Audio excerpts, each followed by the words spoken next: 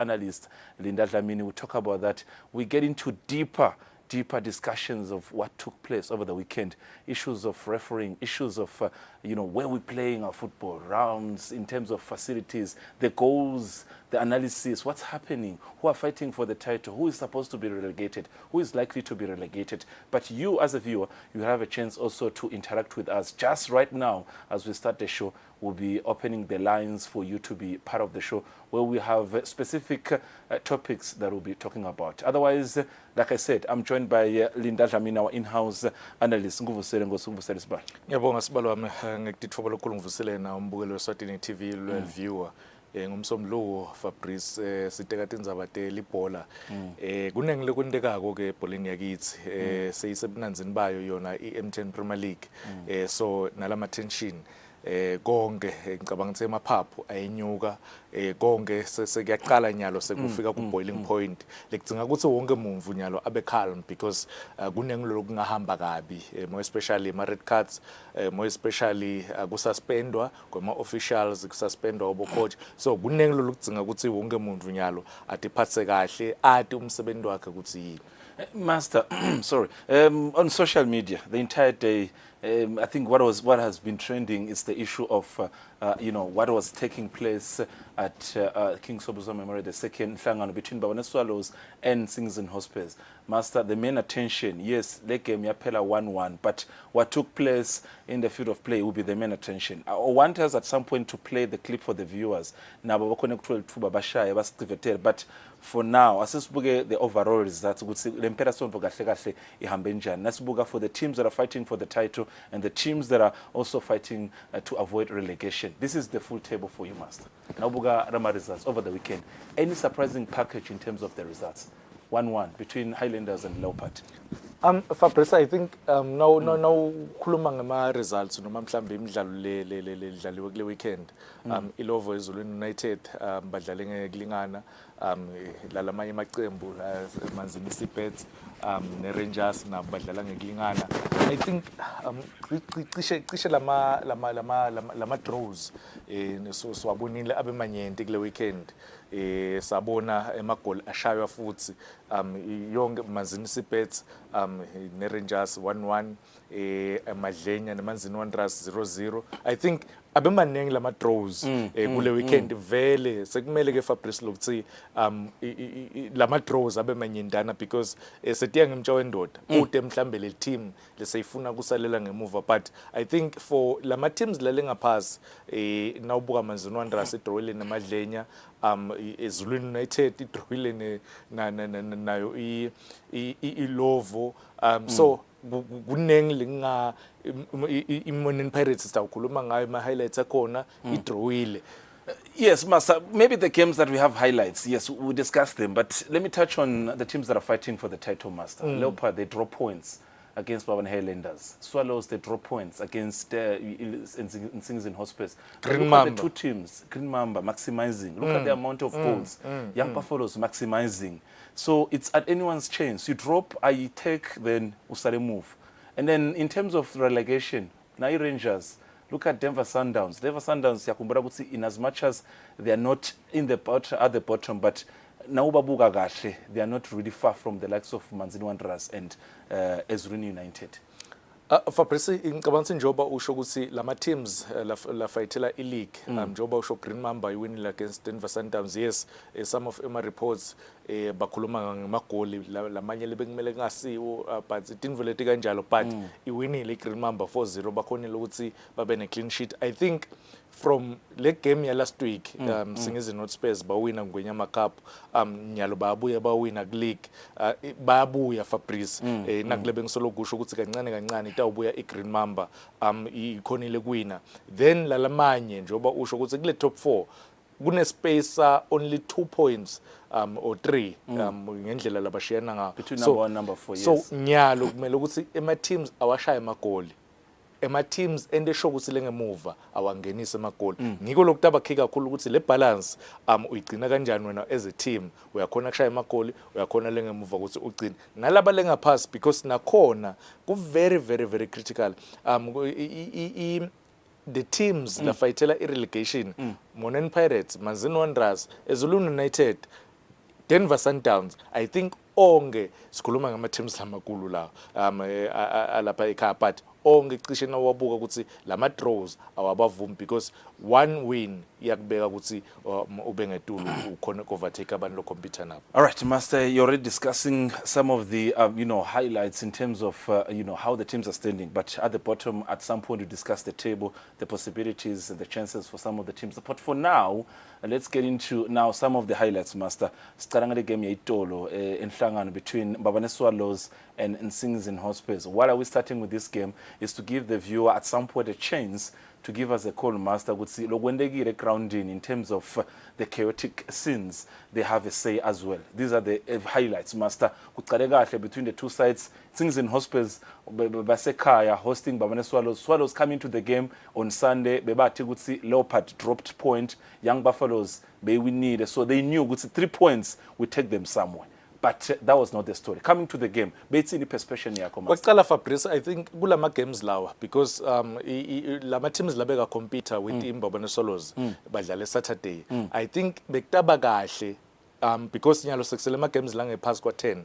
Bekutaba kahle ukuthi lokungenani badlala Sunday maybe or Saturday bonke because sekukufakela ipressure. In fact, if yinye le game because beyinye kuphela Sunday game lebeyidlalile, if maybe Young Buffaloes, Green Mamba, Royal Leopard badlala same day, nyalo sekumele salekuzanywa kutanywa ngayo yonke indlela ukuthi badlale, but idlalile le game. I think i-chance Mbabane Swallows late folile eqala i-chance yakhe ayandagadlela luyithathile i-short, but unfortunately for Nsingizini Hotspurs imkhanze ukuthi goalkeeper yena Baraba already ngihlale ngisho Fabrice ukuthi bo goalkeeper because now umbuka engcondweni yakhe le bhola already soyibambile ujake kuyo counter attack ngiko ke lebese kwenta ukuthi goalkeeper angadi position kahle. The basic yaka goalkeeping ithi le bhola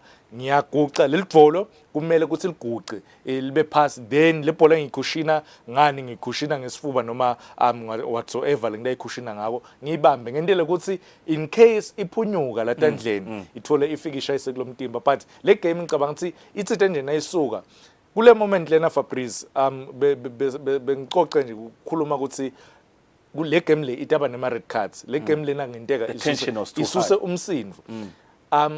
Lokunye lengifuna ukukhuluma ngako tactically because both teams first half I think Mbabane Swallows first half bekuna la cutting midfield bekuna Tiger ana kwakhe they played very well, bebakhona kuyidominator midfield yayo Nsingizini Hotspurs. Yes, Nsingizini Hotspurs iwatfolile ama chances lebe ba kwenda ke first half ukuthi ba bypass le midfield badlale kanjani, badlale ngema wings bayithola le bhola ukuthi bayifake ngala kuma wingers abo bayifake ibhola ekhathe boxing because the midfield Tiger was on point, kwakhe was on point, bakhonile kwenta lokho. But akhona ama incidents like lena nje lesiyibonako lapho khona on this incident, Master. Was it a penalty? No, akusiyo.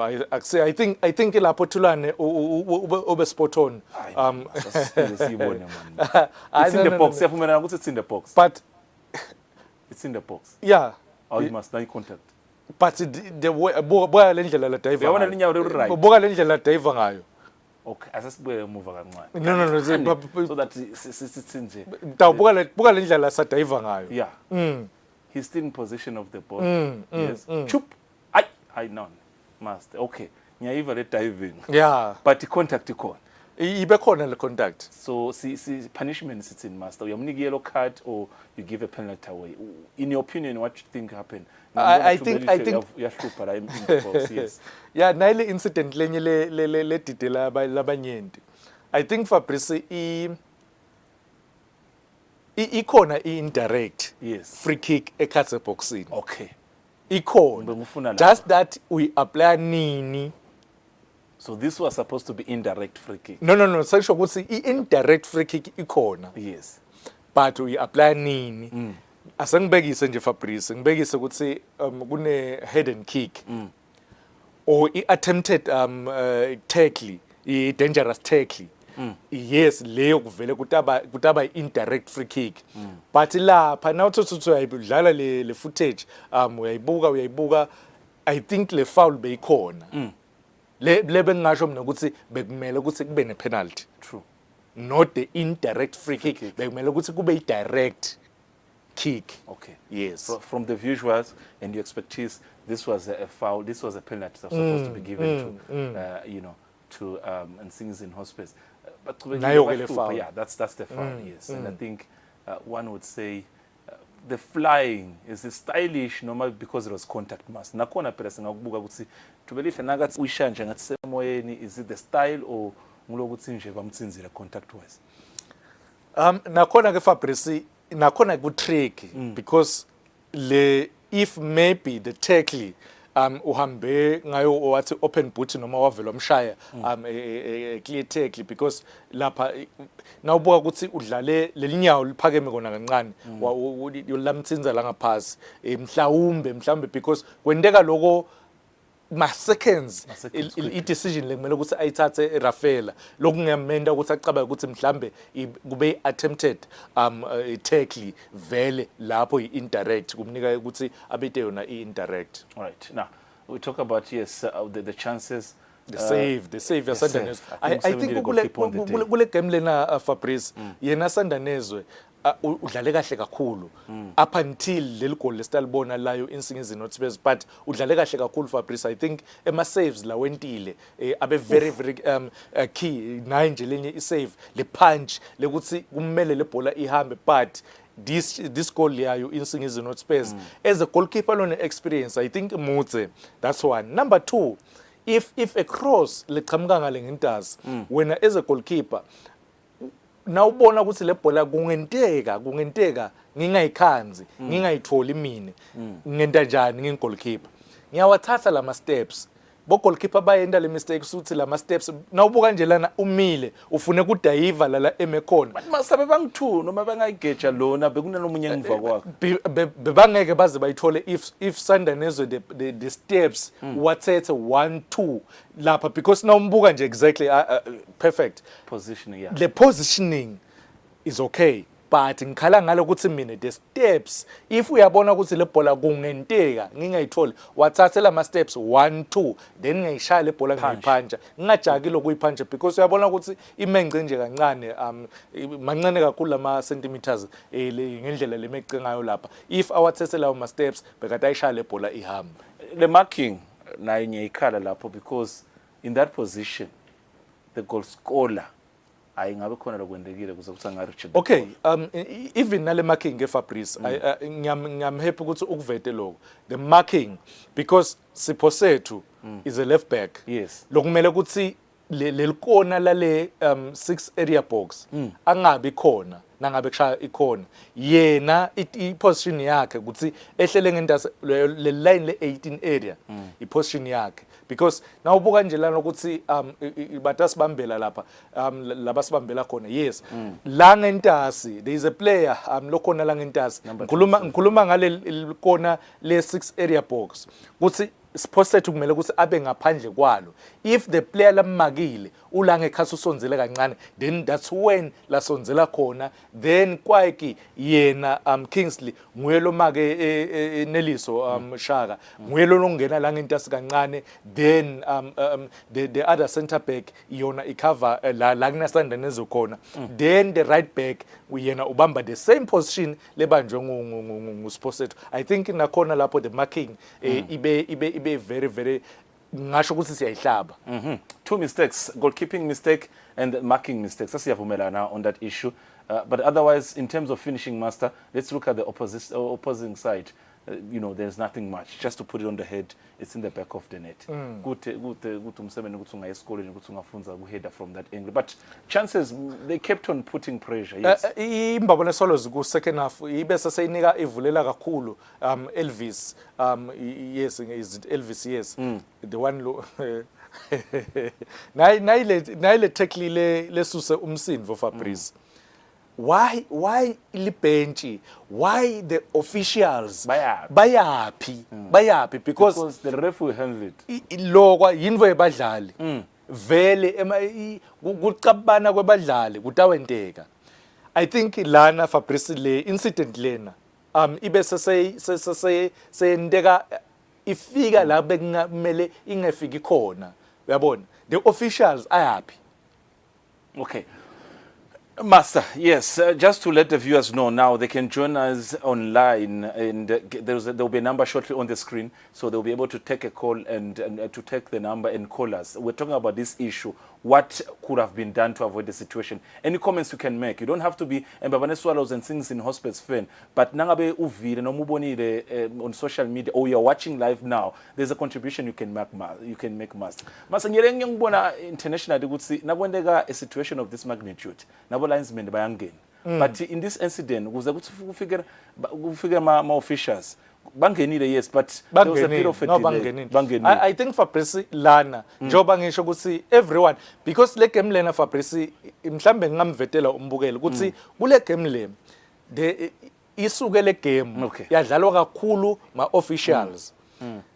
Labeka solo akhuluma both teams bekhona even nalokushintshiselana kwamagama both officials labeka hle ngaphandle. I think lokho kube sekuba nalomthelela la khathi groundini lokwenda ukuthi nalama players ukuthi nakwendeka imistake lencane bagijima, but nje lana Fabrice I think kule first foul because endekile ifoul kwakhe unfortunately noma fortunately wakhona ukuthi ayivike yakhe Elvin kwathi ke lesibili elishaba yasasiyamthola the reaction lentekile lapho because kwakhe uyitholele in red card retaliated. Master, okay, we're waiting for the callers at some point. They will join us through the conversation. In terms of rules and regulations that speaks to such behavior. Singayi ngalokuthi Nsingzini was hosting the game. Yes, the ref went on to give both them the red cards. I think the red card was the foul for the Nsingzini player and the behavior kwakhe, which we went on to see today on social media. Behavior but both players, in fact, both players go social media baphumele nje vele ebaleni baxolisa bobabili Shaba naye kwakhe baxolisa ukuthi nakulaba kwentile ngiko lokulide ukuthi gcine kwenteke lomsindo noma kuvele lomsimvu logcine avela lapha. Master, I think nasibuka imithetho about 4 to 5 rules were disturbed. Now Trevor at Malinza is online. Sikuvusele Trevor. Trevor, are you there? I'm here, passport. Yeah. So ngenenza beni, yes. And then number. No, mina ngikhalisa ukuthi basinangijana abantu phakathi. Labantu nje bengasho lebhola abo thina zalibhola mina ngimncane mphathi ngiyalibhola manje sengathuka le game sebayalwa njani abona bona lezi sikhathi yani mphathi wami. Sibonga kakhulu Trevor. Uyamuva Trevor, Master, uyakhala ukuthi unaye mncane ukawedlala ibhola but balwa njani Master. Yes, I think more than anything uvangaza ukuthi you are an official. Fune ngabe utiphatha kahle ngoba you know how to lead by example. Master, umthetho wokuqala, both teams have to be punished ukuthi balethe football into disruption. That's 20,000 emalangeni. Bonke ma officials ayakhona. 2, khona sibone khona balandzeli be Nsingzini Hospice throwing things in the field of play. That's another fine, 25,000. 4, there is the issue of security. Nangabe vele as a hosting team, security yakho was not tough enough. That's things in Hospice they host. There is a fine for that. That's 20,000 malangeni. Lokho kutawuya ngalokuthi i-report ya Rafaela, Master, itsini through your experience, Master. Sesibone nje macala kanjena lihambe licala nje lingatekwe kahle kucubeke i-team idlale, the players bacube sithi buthe ukuthi kwendekeni, but on another day kuthi amanye ama teams apunishwe and kuvele on social media and media. What should be the precautions here, Master? I think kwaqala Fabrice njoba usho ukuthi i-report yakhe Rafaela kutanga ukuthi itawufika itsini kubaphathi bakhe. Number 2, kule game le noma kule incident le bekudzinga ukuthi kuphume ema red cards. hayi kuma officials. hayi lo thulo phumile even nakuma officials Yeah. ma officials because now ima red card ayawathola Now coach wensingizini Alexio. yeah I think Fabrice kakhulu bese vele because wonke umuntu besa zama ukuphephisa abadlali bakhe. Master, someone is on the line. The discussion is getting heated. Sikuvusela namuhla Ntsambama. Yes, sivusela Swazi TV. Siyakuvusela na kunjani? Yes, siyavuka Jalenkosi. Mina lana into lengiyibonako ngibona leli bhola libuyele emakhuleni lawo. Lentekalako leli ngile bese sidlala emakhuleni.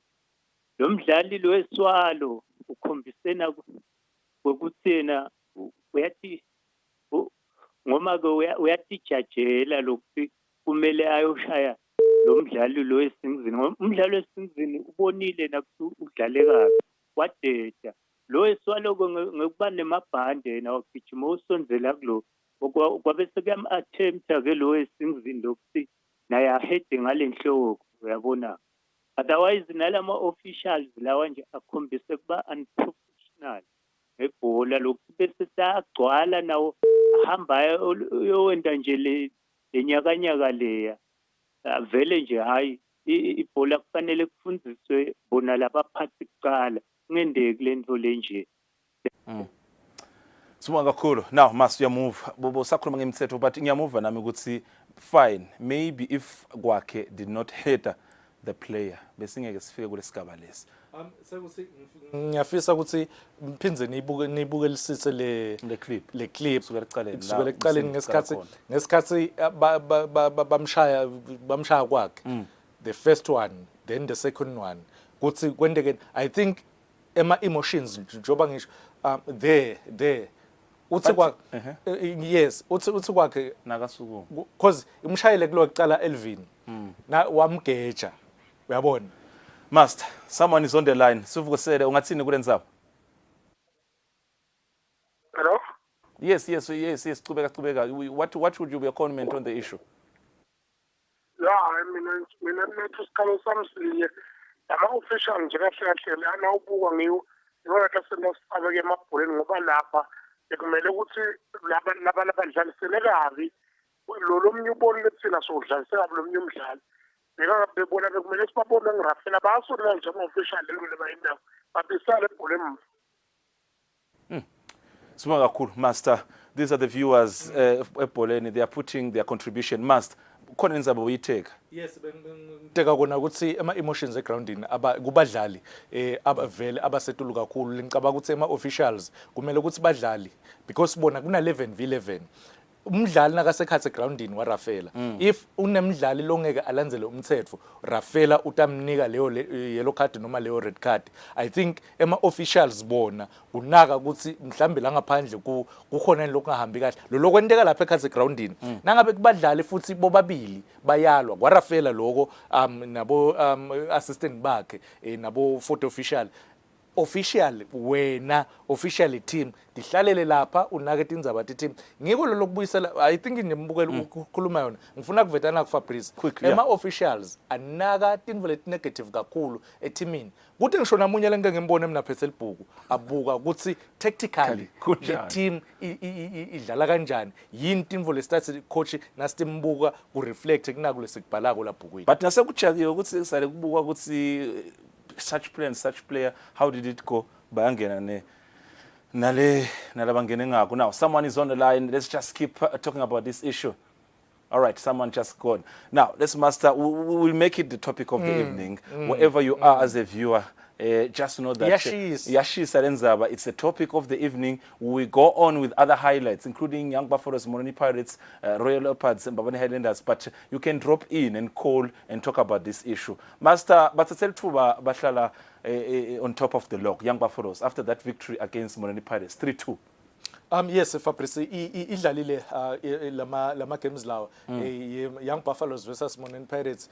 Nakhona Fabrice, I think nawubuka ukuthi kule first 5 minutes iYoung Buffaloes yende show ukuthi iMourning Pirates bayikhama bayikhama kanjani ke Fabrice bebenda show ukuthi bayiwina ibhola benda show ukuthi iMourning Pirates ayikhoni kungena ekhathe boxini labo bazama ngayo yonke indlela nabayithola le bhola nabayiwina counter speed lala bakwendawo ke iYoung Buffaloes lokho ukuthi okay niyitholile nakhona ukuthi maybe siforce lokungenani ikhona because nawubuka nje ukuthi i-first njoba ngisho first 5 minutes lana iMourning Pirates beyithole ikhona nayithola ikhona iMourning Pirates yendani iYoung Buffaloes ya interceptor speed sabo bomaziya kuYoung Buffaloes yes then bayithola ke i-throw in and ke Fabrice ngicabanga ukuthi iYoung Buffaloes ikusebenzisile lo siyena order uyakhona kwathola lawo ma long throw ins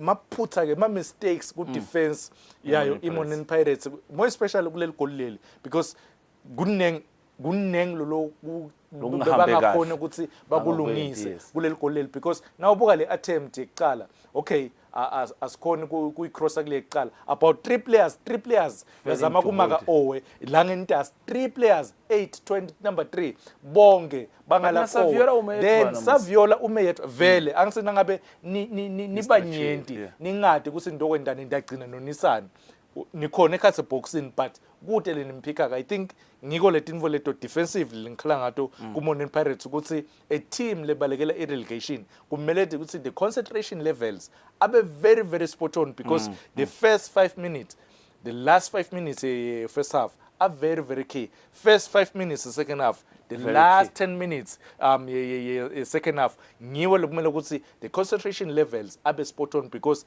ngilapho khona ema teams la njengeYoung Buffaloes and attacker khona Master, let's talk about the equalizer of Moneni. Mbogana style ya Shaka before he scored that goal. There was a contact between him and Order and Ipora ngicabanga ukuthi beyimlahlekele beyihamba but per chance per luck I think yaphinze yabuya elinyaweni lakhe and he scored the goal.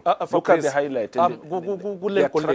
I think yena Shaka solo afikile kuMourning Pirates. The form is superb. Exactly. Uyawashala ama goal. But Fabrice kule game le kuleli goal leli kuyabonakala ukuthi iYoung Buffaloes uyicala ebenchini yena agaqa because nawubuka the first attempt nakayibamba le bhola uphi Sihlangu nanguya uphi Lucky nangisongena ekhathi ngibalo zama ku chase yena Nellis order bekadlala bekadlala iwing back number 3 I think nakhona kuba khothe by surprise yona ukuthi kuba khothe off guard yona Nellis otherwise it's a very very good goal because kukhombisa iconfidence kuye yena Shaka kuleli goal leli but otherwise second half ema chances afikile both side awatholile ema chance nayi nje linye ichance yakhe Shaka I think bekayi-threat kuyo le team yayo iYoung Buffaloes. He's a national team product, Master. He's a national team product, Shaka.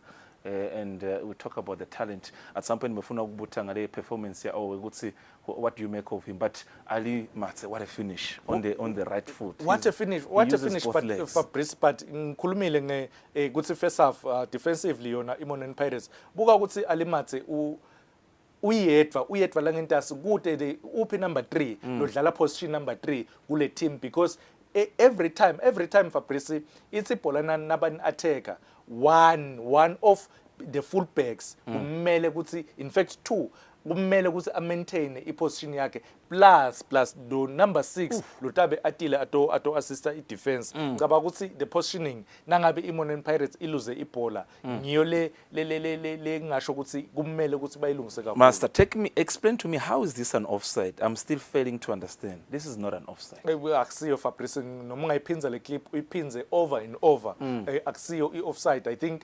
the assistant referee uyitholeka kakhulu lena because ingqondweni yakhe in fact once Fabrice wangahambi nalo number 5 was wakushiya ama defenders, yes. then sonenkinga kakhulu. I think ilana buka le confidence yakhe phela ukuthi usure ukuthi nawenda ino Fabrice uyende ngeDecember noma be iyakushaya kancane babese babanjiswa ngithi nje ukuthi thini sinato le form sinayo le clip uyabona, but otherwise bekungamele ukuthi kube offside le. All right.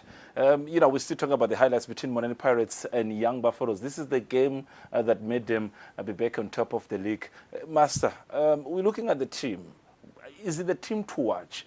Can they go all the way and lift this trophy? They have been this stage before, Master. And I think now Buganje, the form, the likes of Jabro Mazia, I think Naisa Vieira is back. Ali Mats and everyone is on form. Can they do what it takes and go all the way and lift this trophy?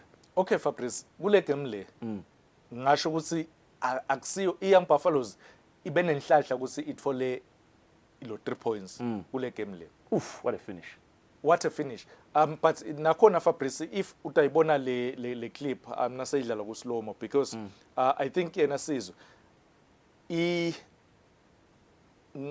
the tactical awareness loba nayo ekhathe boxing noma ku half yema opponents ngiyo le because kaqala le bhola bekazama kuyiclearisha prior ku title lena Sizwe bekazama kuyiclearisha naku lengikhuluma ngako bekathi uyiclearisha, unfortunately wayiphasela i-teammate yakhe la khathe boxing yangakhona ukuthi i-hold le bhola. Kanti Fabrice, remember sihlale sisi nangabe uclearisha ibhola lapha ekhathe boxing yenda show ukuthi le bhola lo D-line la kule 18 area ayifiki kuye, because lapho khona ema opponents agcwele khona vele batawuyithola le bhola nabayithola le bhola banipunish nayo nje nala. I think nala Shaka bekumele ukuthi into engcono style bekasama kwendani Master ngoba, but I think ngiyambona Malibonge seboxing, I think bezama kumkhevela ukuthi ifike kuye, but I like the crosses in the box. I think what Buffaloes is displaying,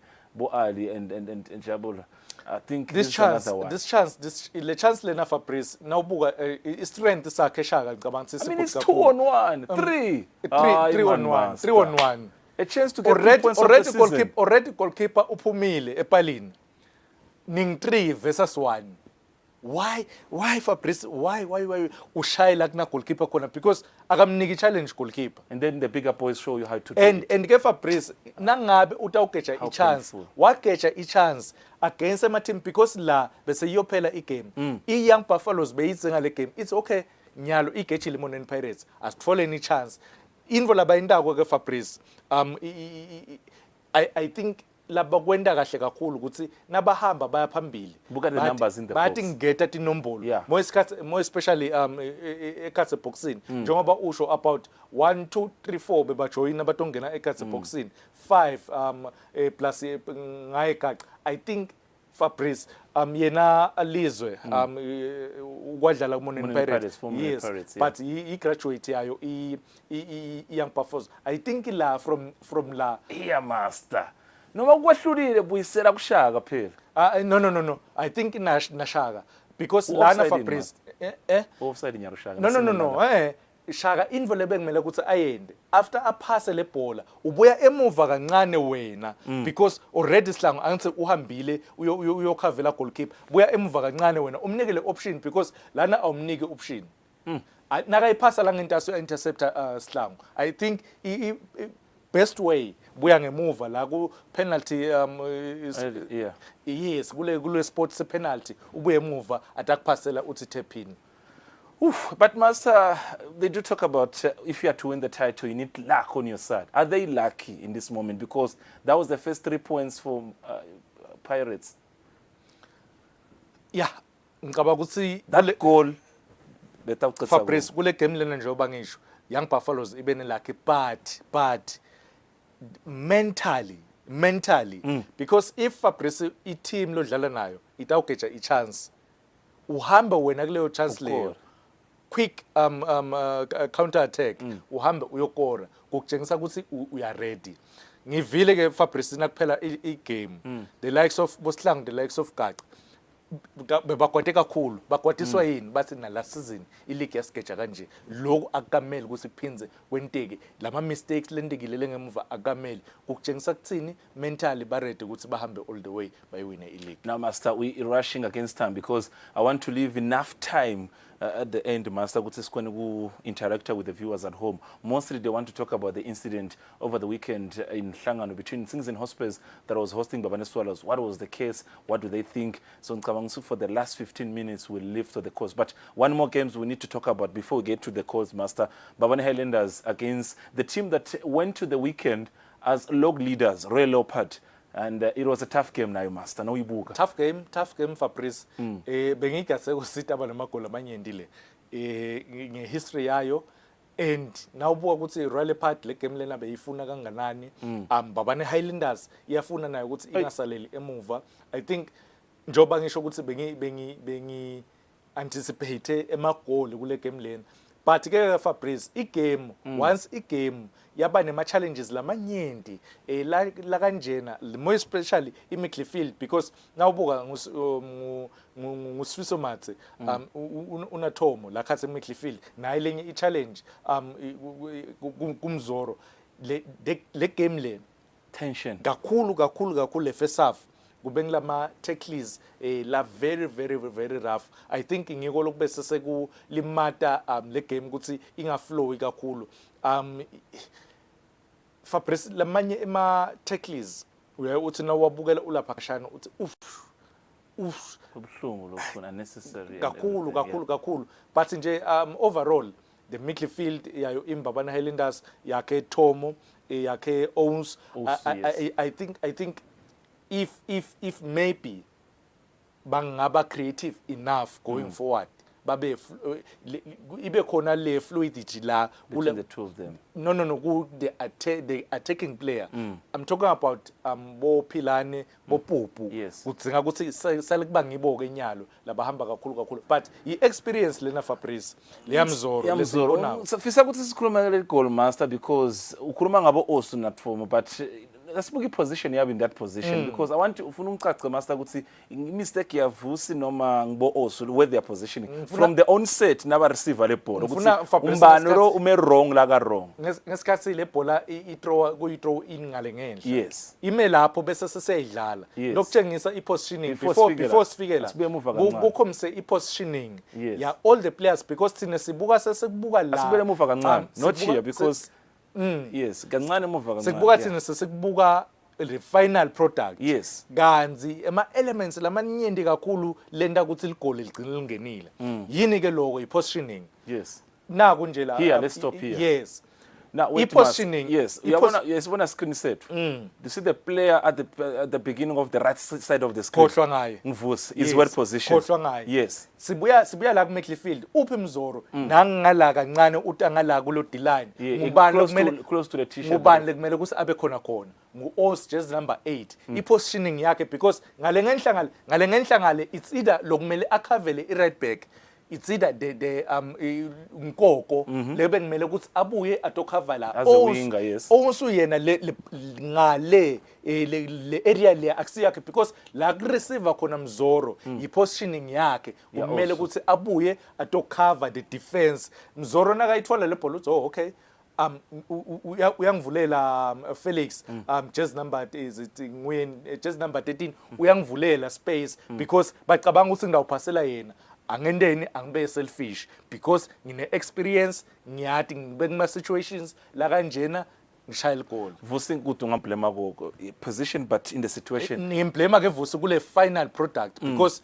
a player like Mzoro awumvumeli ukuthi abuye kule stronger foot sakho ne stronger foot sakhe because nakata holder le bhola what you do bahlale bathi bo coach awumvumeli lo mdlalo ukuthi ete lana mforce angayi ngale lo mfosela ukuthi ayikhona because ngala ukhavile Thomo phela ngiyekele ete ngala wena mvale ngala ka right wakho anga cross angashayi I think ngiko ke la ngimblame khona Vusi Thami naye ngiyambona uzama ukublocker but it was too late and the celebration had so much reaction as a former player. Mhlawumbe ungagadza master ukuthi he wouldn't celebrate because akathi aqala first game yakhe nakakora against Babana Highlanders akacelebrate so it's not a must ukuthi if you're a former player. Master, now ngifuna siya khona. This is the goal, but leading to the goal, there are too many fouls here, master. This is a foul. Nakhona lapho before okay, asilivumelele goal lingene. Yes. Sabe sesiyabuyela lengemuva. This is a good goal. Yes. Beautiful finish. Beautiful finish. Siyabuyela ke Fabrice sibuyela ekuqaleni. Lapho khona kwendeke la ka receive khona la sithi kwendeke khona le foul. Kuthi kahle kahle kwendekeni. Lala involve khona Ayanda, nala involve khona Tomo, no is it Tomo or Onsu. Yes. But sitawubona ukuthi kahle kahle kwendeke ini yini lebekumele ukuthi yendeke kule before the pass ya maybe let's look at the execution none. The execution, yes. I think the final product, yes. Because nakhona la uphoso walengisa Mzoro because Frimpong, I think Fabrice the assist beautiful pass.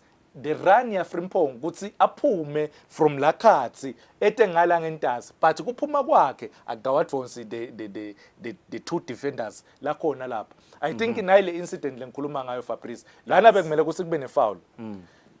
But ke Fabrice, I think i-Royal Party khaliso kakhulu because na umbona coach wa Royal Party ukuthi ukhaliswa yini. Uthi tena kwendeka le foul ya Ayanda enda i-foul kuMbabane Highlanders. Engconveni ya Rafaela Letitia uthi play on. Yeah, because exactly because yibhola yani iwinile iMbabane Highlanders yakhe but the retaliation lengikhuluma ngayo ibese umdlalo weMbabane Highlanders uyamkhahlela la nhloko.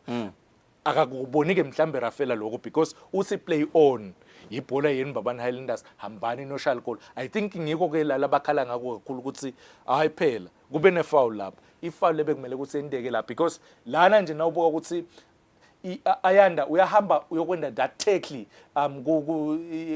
kuye Philani yes kuye Philani but ke uthi Rafaela iseyeni Babana Highlanders ibhola play on yes play on because umile Letitia at this point in time but after this moment buki reaction ya Tisha nange also uhamba uthi kena bekete kutodlalisa kabi umdlalo wami mina ngihamba full force kuyabuya.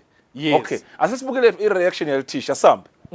Let's look at this. Letitia says please play on because now you're in possession of the ball. Le bhola bekusolo kungiyena Ayanda bekayindilele tagging ngeke ngimjudge. Okay, now that's part 2. I want us to rush. Let's move in front a bit. When Philani receives the ball sesikhuluma ngaleli goal ke master sesikhuluma ngaleli goal yes kufanele sikhulumise i-position yabadlali be-Royal Leopard. Yes. Frimpong simbonile number 9 at the left. Were they well positioned before athatha le shot before we move to this equation? Naku ke Fabrice, the moment before athatha le shot because ku center back bekudlala Masangane adlala na Makakula. Yes. I think logo because na umbuka Masangane positioning yakhe ungenela khathi la kumele khona kudlale bani udlale number 6 nangu phela Masangane nangu Msibi udlala right back just number 4 le kumele ukuthi ngabe ukhave Frimpong lo usobalekela iscreen lo uyahamba nje sibona umkhono wakhe uyahamba yes lapha la kungena khona Philani kumele ukuthi kube naMasangane because so Masangane is out of position yes. Makakula ke ibambe lapha Makakula ke wena because wena phela naturally udlala nga left mforce ke wena ukuthi kuleli nyawo lakho la ka left angashayi lokungenana mfosele ukuthi aphasele bani Frimpong lapho khona wena so that's ye baba emsibi ukuphi. Okay, Frimpong siyambona number 9 the Dreads. Mina ngina temptation ukuthi mhlawumbe Philani wacabanga ukuthi let me be selfish because he might be in an offside position. Chances are na umbuka la mekhona khona. Yes, I think vele besabeka ku offside position because besanga phambili but I think njoba ngisho ukuthi ku yena Philani usebenze ube smart kuleli goal leli because uthe okay utawucaba ukuthi ngiyampassela Frimpong but invole ngidayenda mine nda goalkeeper ngidamshaya because ngiyasibona le space between the players. I think ngiko lele ngikhala ngako kakhulu ukuthi bekumele ukuthi Makakula ayibloke le bhola yakhe yena Philani before ashaye. All right, now We're all about giving you analysis. Not only do we talk about what happened, but we teach you rules and regulations within the football facility. That's the field, because this man has got the expertise and the understanding of what it takes. Now, the line is open, because we're talking about also the issue we talked about earlier on, the issue that happened in Hlangano between Nsingizini Hospitals and Babane Swallows. But also overall, you might also call to talk about the issue of the M10 Premier League itself. Why we're still looking at the log, why we're still looking at how the teams are standing. We look at the teams on top in terms of those who are fighting for the title master. Sibukene relegation, but Stabuga litafura nyalo samele gutsi umbugele as join. Now, let's look at the bottom master. 17 games played. We are only left with 9 games master before the season finishes. 9 games, and it's 9 games master. That's 30. That's 27 points. So, do you think number 14 and number 13 can still jump up? Or 12, they have a chance. Na wina asengubekisele nje kuscenario let's say Imonen Pirates ya wina 2 games. I wina 2 games ya ku lapha la kune Rangers khona. I Rangers itabe mile yini. That's another problem. Ngiyo lenkinga leyo. Ma Ezulwini United na i wina 2 games iya ku 19 points. Iyohlala ngaphasi kwemanzini Seabeds, because imanzini Seabeds ina 20.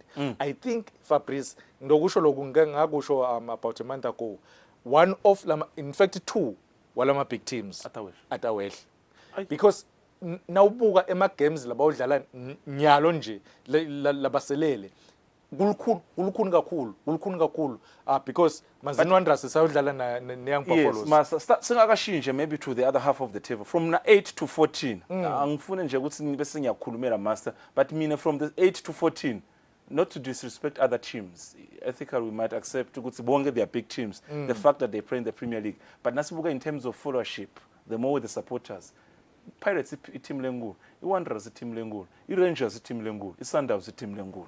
So uthi2 kulabo ngilabaphi batawu. No, ngicabanga thina ngikhuluma ngama big teams. Ngikhuluma ngama Pirates, ngikhuluma ngama Wanderers, I Denver Sundowns yesine history. 2 walabo. Kulabo 3 ucitha kuba. Lo 3 lengisho batakwehla. Batakwehla. I think Fabrice Kulukun, because nawubuka iLovo lek number 8 ina 24 ema point. iLovo idzinga emaphuzu lang 6 kuphela. Kuthi survive relegation because badzinga kufika ku 30. Then kunemanzini Seabeds lehlethi ku number 9 ina 20 points. Idzinga how many points? Idzinga 10. Good remaining games possible ukuthi bangamthola. I think lokulukhuni njengoba ngisho ukuthi lokulukhuni kakhulu, the 3 teams lengwabala ko mina lalahlele ngaphasi emsileni kune Monin Pirates, kune Zulu United, kune Manzini Wanderers, kune Denver Sundowns. Kudzinga ukuthi kusuka nyalo until the end of the season bawine imidlalo lemithathu ilandzelana, hoping that others are playing. No, if bangakhona, if one of lama teams lawo angawine ama games lang 3 alandzelana, then ngisho ukuthi le team leyo yes sitawukhuluma indzaba lehlukile. Now, someone has already joined us this evening. Hlelisa Embabane sikuvuse namhla Ntsabama. Yebo sir. Yebo sir. Hello. Yes, Hlelisa siyakuva ngene endzabeni. What's your story? What do you think about the league? What do you think about lokwendekile enhlangano itolo? Siyabonga bafana besilwane. Lokwendekile sibuka na indzawo yaseNsingizini nje. Ngisekhona? Yes, sesikhona. Chubeka. Ngibuka na indzawo yaseNsingizini le mhlawumbe bantu bangasho ukuthi basibukela phasi laba bekunene bo practice motsepe, kodwa nje hayi lesobhuza nangibuka mina ngazi ukuthi akufanele ukuthi kudlalwe iPremier League lapha. Delisa Malinga, sibonga kakhulu as one of the royal viewers. Master Mufa Delisa, uva ngazuthi issue facility. Issue of facility is another issue. This is an open No, so abakhona fans ema fans nje lapha. Sensubmit concern yakhe. Yes, essential ukuthi so abakhona lo fans sebawufaka lo fans, because if bekude lo fans ema fans vele bekata ungena. But ngicabanga ukuthi vele lekusasele kakhulu, because la kunalo khongo khona, la kunaleti insimbi le tepis letehlela phasi. Wasala lapha asathi ukuthi kutawucesiswa nini, because kukhona lo Simende siyabona ukuthi kukhona lebekwentiwa. Ngabe master kunenzaba esibalekela yona master ngibuka nathi kuthathele tilana ikakhulu kathi ka print ya na social media thatha tithombe kanzi kunemsindo lendekako eceleni engabe 20 step kanganani master nasibuka nje lokwendekako la in terms of media yourself you were there. How is your safety because you followed the incidents, try to take the pictures ni safe kanganani? I think Fabrice umsebenzi every journalist umsebenzi wakhe at risk but vele nangabe uyo shoota lapha D19 vele tingenteka kodwa ansi lana ma teams lang 2 wena kude lapho ungena khona kula ma teams lang 2 ucabene ma teams so mina ngijournalist kude la ngingena khona ukuthi mhlambe ngingena kuswalo noma ngingena kusingizini angingeni mina ngithathana kule nguthathako ngicabanga na coach Sergion we Nsingizini Hospice nawubuka master ucabanga ukuthi Nsingizini khona intinyathelo ngendeke bamthathele tone nangibuka le behavior because he's leading the technical bench and buka ukuthi the marshals are escorting him mhlawumbe baza they are trying to calm down his nerves. Do you think maybe the management might do something towards disciplinary hearing? I think Fabrice every coach une right to protect abadlali bakhe kufuna protect abadlali bakhe ukuthi ahambe because nawubuka even both teams bosiza nje lapha bo trainer bonjabuliso bakhona lapha everyone then ke kunema BOG sandile nje beyond I BOG yeswalo nanya lapha ekhase groundini lekumele ukuthi all the officials kube nguye lothi ningehli niyapi. I think njengoba ngisho Fabrice ukuthi some of the officials la khona lapha kulama teams ahleli nje ukuthi nje ligama bafuna lokubanga lo msindo throughout the game and ke vele ngoba ashilo delisa ukuthi leli ground leli I think it disadvantage yalo ukuthi ilisonzele naleli bench baphatamisa nekusebenta kwabo coach labanye babo. Ngibukana ngisibanze the ref of the day handing over the 2 red cards ukwethiza kancane master ukuthi uva ngazo ukuthi ama red cards were not enough on the day.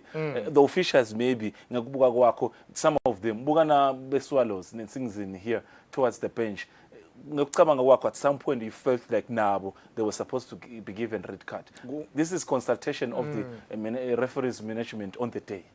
Yes Fabrice ngilapho khona ke VR lebengimele ukuthi bese songena khona but ngoba lapha kunengilolo kwentekile bebabuka ngeliso lenyama because kunemidlalo nje legcina saphethe nevuvuzela afuna kushaya lo munye ngale vuvuzela. I think ngiko lengithi mina bekudzinga ukuthi kuphume ama red cards lamanyenti le game lena but ke Fabrice kukhona lokungijabulisile because batholile ama red card and bacabene buka bahagana but ama officials ngeke hagana nyaka lama officials wona ngaleso sikhathi bachubeka bahwebhana bachubeka bayaqhubana lokubhlungu ke masa ngokuthi nama officials sometimes ngambuta ukuthi kodwa ngimuphi umdlalo wakho lo red card akamati sometimes and lokuzivisa abhlungu Fabrice kunama interviews nje lekumele ngabe adlala la but bekuthina nasenda lama interviews babhizi ngale ku background bashota inhlamba lesingeke sithe natula moyeni. So ngiko lele ngithi mina labanye bamvu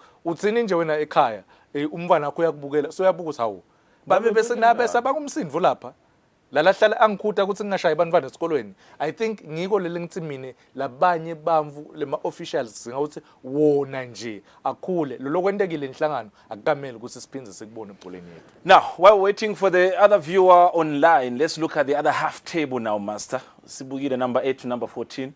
Let's look at number 1 to number 8. Hey master, ngengabukela lama leagues la strong emhlabeni bo EPL bo La Liga akuzange kuba tight kangaka.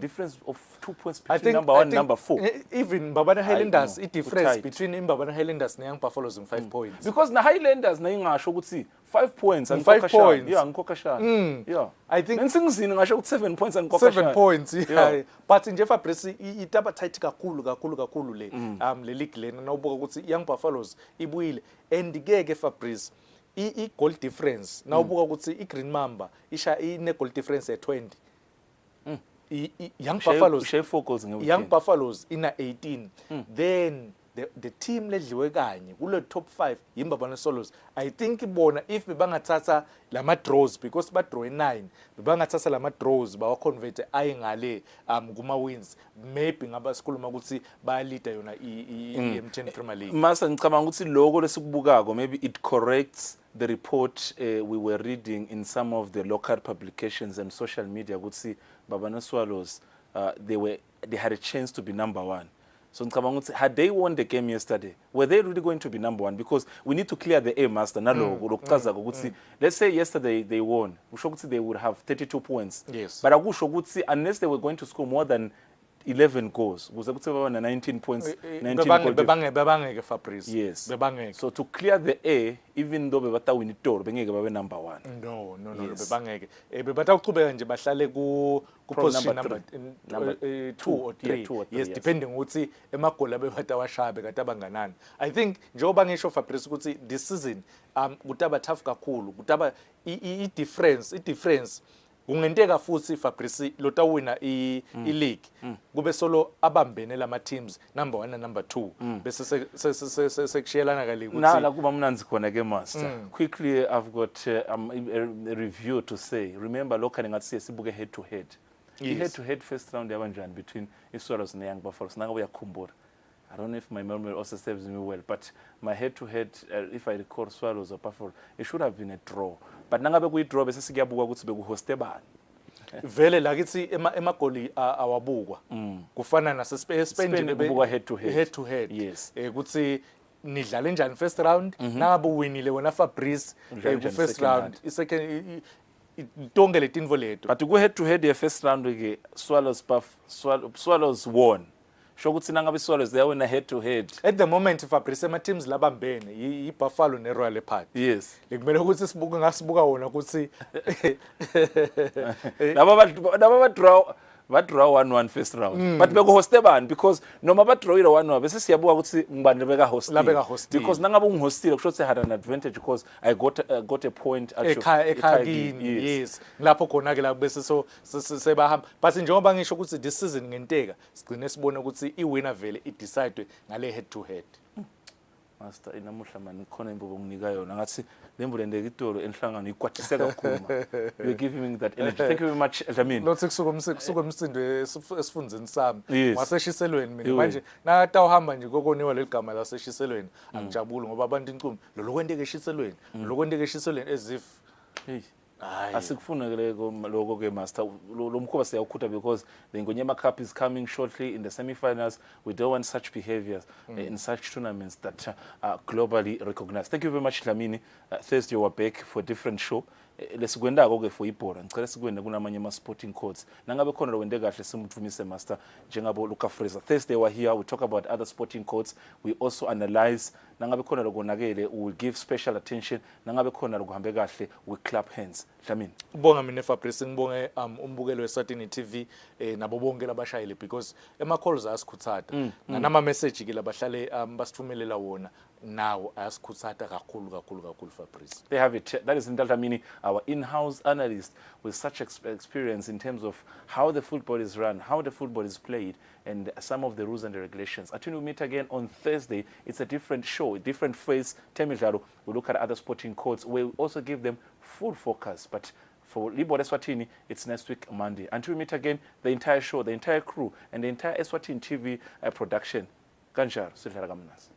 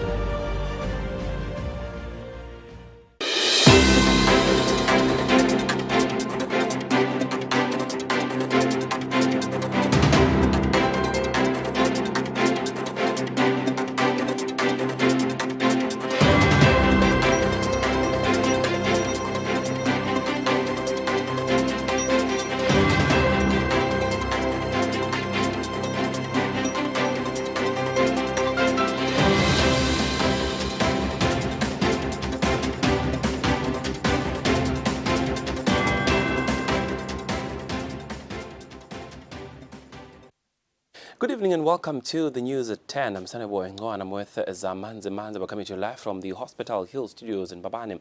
And now the headlines. The first leg of the Bukano ceremony concluded on a high note when Lutango members bade farewell to His Majesty King Mswati III and Her Majesty Ndovukazi at the Butleni Royal residence. This year's celebration of His Majesty King Mswati III's birthday will be held in Mangane on the 19th of April. And the Minister for Finance said